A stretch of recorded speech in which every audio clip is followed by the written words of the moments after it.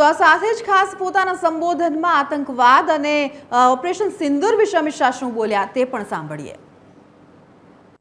આતંકવાદીઓના અડ્ડાઓને મિટ્ટીમાં મિલાવવાનું કામ ભારતીય સેનાઓ કરે. અને મિત્રો, થોડાક દિવસમાં નરેન્દ્રભાઈની દ્રઢ રાજનીતિક ઈચ્છા શક્તિ, સેનાનું પરાક્રમ, આપણી ખુફિયા એજન્સીઓની સટીક જાણકારી અને સેનાની મારક ક્ષમતાએ પાકિસ્તાનના 9 સ્થાનો પર આતંકવાદીઓના અડ્ડાઓને ધ્વંસ કરી જમીન દોસ્ત. પહેલા એર સ્ટ્રાઇક,